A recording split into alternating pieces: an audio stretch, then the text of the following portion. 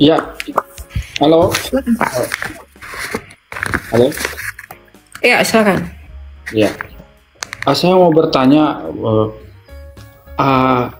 apakah orang yang meninggal, khususnya orang percaya, waktu meninggal, apakah itu langsung ke surga atau bagaimana? Dan apa bedanya Firdaus dengan surga? Apakah Firdaus dengan surga itu sama?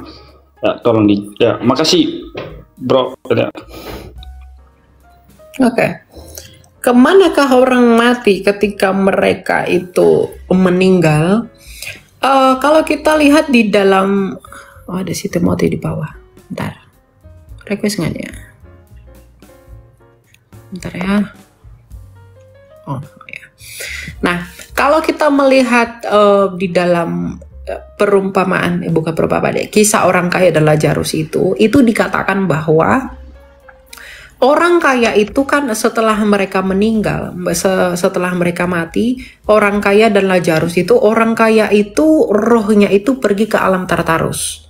Nah, sedangkan orang yang Lazarus itu pergi ke pangkuannya Abraham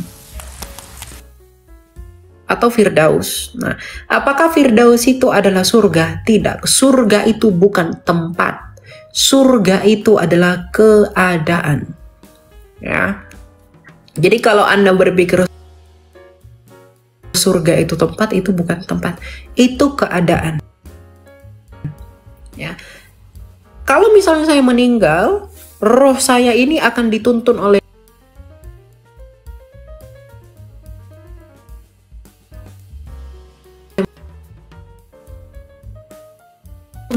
maut kepada ini siapa?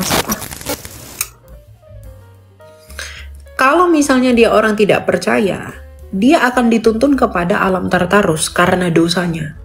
Jadi dosanya itu akan menuntun rohnya itu ke alam Tartarus, ke alam maut. Nah, tapi tubuhnya juga membusuk di bumi. Nah, tapi ketika Kristus datang kedua kali, tubuhnya ini akan dibangkitkan dan dipersatukan dengan roh-roh yang ada di Firdaus dan dipersatukan dengan yang ada di alam maut di Tartarus. Nah, setelah itu baru kita dihakimi. Dan ketika dihakimi, orang-orang yang percaya sama Yesus, orang-orang yang percaya dan dibenarkan dan dikuduskan di dalam nama Yesus, itu akan ditempatkan di langit dan bumi yang baru. Dan di sana kita akan memerintah bersama-sama dengan Kristus untuk selama-lamanya. Itulah surga bagi kita. Jadi langit dan bumi ini itu tidak akan dihancurkan, tapi akan dipulihkan menjadi baru. Karena apa? Ketika manusia jatuh ke dalam dosa, apa kata Tuhan? Arura adamah, terkutuklah tanah. Jadi tanah ini yang kita injak sekarang ini pun, itu terkutuk oleh karena dosa. Ya. Dan nanti tanah yang terkutuk ini itu akan diperbarui sama seperti keadaan Adam yang semula sebelum kejatuhan ke dalam dosa. Nah, disinilah nanti kita tinggal, dan di langit dan bumi yang baru ini tidak ada dosa, tidak ada penderitaan, tidak ada kesakitan, tidak ada ratap tangis. Keadaan yang seperti itulah yang disebut dengan surga. Bersatu dengan Allah, menjadi serupa dengan Allah. Artinya bersatu dengan Allah, berteosis, menjadi serupa dengan Allah. Artinya kita menjadi kudus sama seperti Dia kudus. Makanya kita dikuduskan di dalam Kristus saja. Ya, jadi surga itu bukan tempat. Surga itu adalah keadaan. Nanti kita akan dikembalikan ke tempat ini, ke langit dan bumi yang baru ini. Cuma Alkitab mengatakan langit dan bumi yang baru nanti tidak ada lagi matahari. Ya. Nanti yang menyinari kita itu adalah cahaya kemuliaan Sang Bapa. Jadi kita tidak akan melihat Sang Bapa itu. Kita tidak akan pernah melihat Sang Bapa.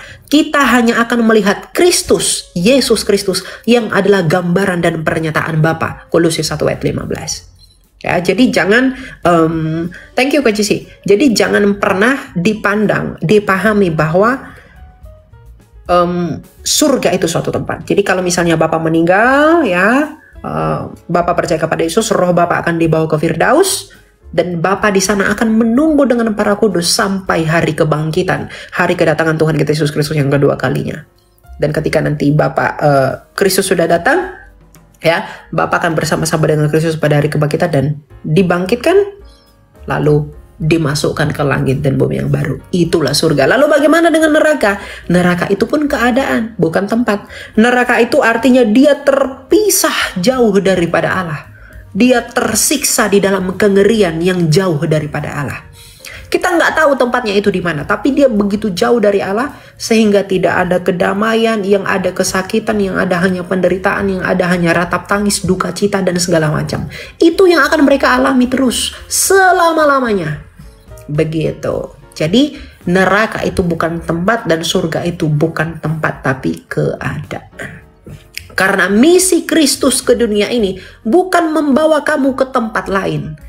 Tapi misi Kristus ke dunia ini adalah untuk mengembalikan dunia ini seperti dunia sebelum kejatuhan manusia ke dalam dosa.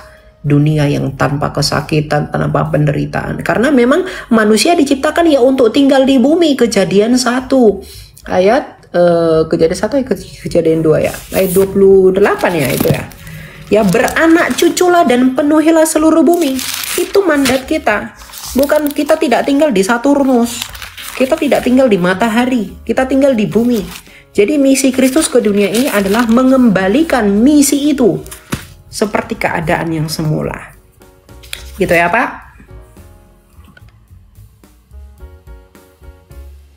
Oke? Oke, makasih bro. Oke, Ya. makasih ya. Oke. God bless ya. Tapi ada beberapa pendeta yang ada yang berkata bahwa sama ya. Gitu ya, saya Ya, juga. enggak apa-apa, enggak masalah. Itu kan perbedaan tafsir saja. Oh iya ya. Iya. Oh, udah. Oke, makasih bro. Iya, ya, oke. Thank you, Pak. Tuhan berkati ya. Iya. Dengarlah hamba Israel, Tuhan itu Allah kita, satu-satunya kesatuan, kasihilah Tuhan Allahmu dengan segenap hati, jiwa, dan kekuatanmu. Kami datang membawa pesan cintanya di dalam lagu ini. Mari hadapi dunia bersama, satu Tuhan, satu pusat keberadaan, semua suara bersatu dalam pujian Sang Pencipta. Allah yang Maha Esa, sungguh agung dan mulia. Kami memuji-Mu dengan segenap cinta kami. Datanglah hadirat-Nya, terangilah hati kami. Allah yang Maha Esa, terima kasih atas kasih-Mu.